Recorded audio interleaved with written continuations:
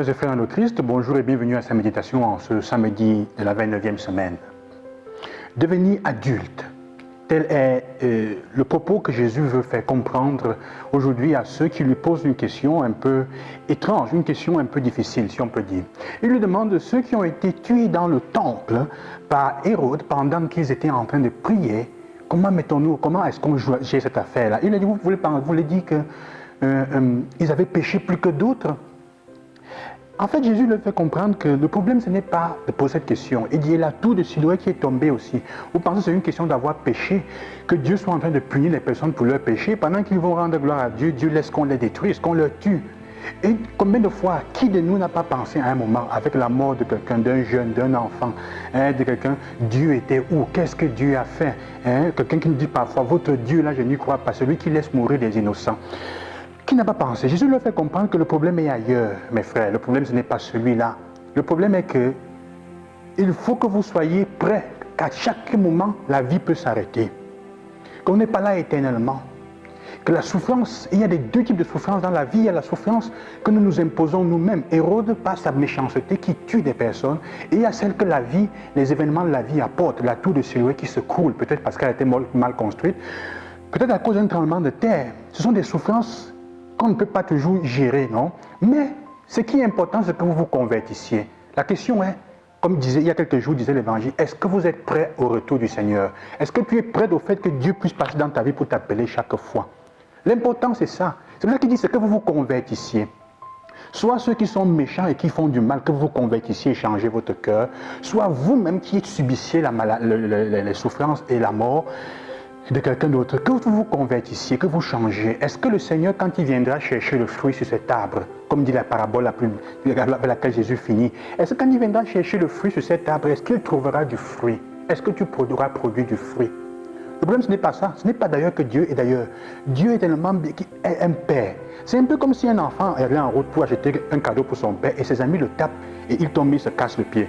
Et vous allez dire, où était ton père pendant qu'on faisait ça? Est-ce que c'est ça la question? La responsabilité, c'est le problème de la méchanceté des autres, mal éducation, ou c'est que Dieu doit intervenir à tous les points de vue? Mais Jésus dit en tous les cas, ce n'est pas ça le problème. Le problème est ailleurs, est-ce que tu es prêt? Est-ce que tu seras prêt? Quelle est ta condition maintenant dans laquelle tu es, dans laquelle le Seigneur peut te trouver? Alors il fait comprendre cela en disant, être adulte donc, c'est se demander, plus que se demander ce que Dieu aurait dû faire pour nous et les autres, c'est se demander qu'est-ce que je peux faire pour Dieu. Vous voyez, la parabole que Jésus raconte est intéressante parce qu'il dit un figuier planté dans une vigne.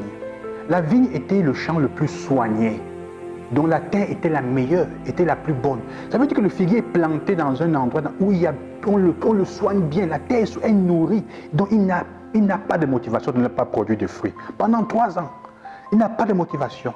Le Seigneur vient chercher seulement du fruit. Produis du fruit. Est-ce que tu as produit du fruit?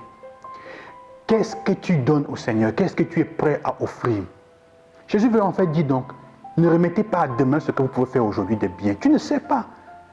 La tour est tombée, une malaise, une maladie, quelque chose. La vie peut finir d'un moment à l'autre. Ce qui est important, c'est que la vie, c'est maintenant, aujourd'hui. Et il dit, n'attends pas demain pour faire ce que tu pourrais faire maintenant. N'attends pas demain pour dire aux autres combien tu les aimes. N'attends pas demain pour te réconcilier avec ton frère ou ta soeur.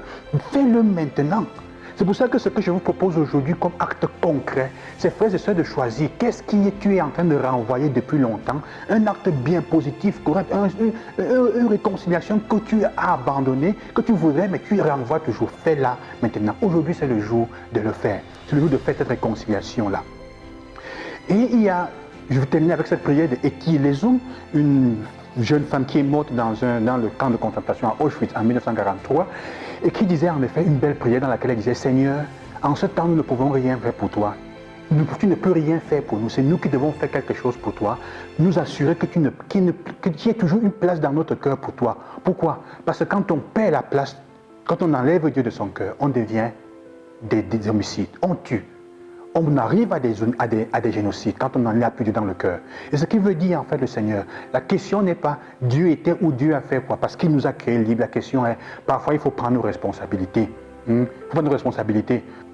Donc que le Seigneur vous accompagne aujourd'hui, frères et sœurs, qui vous donne cette grâce de vous poser la question, qu'est-ce que je peux faire pour Dieu aujourd'hui?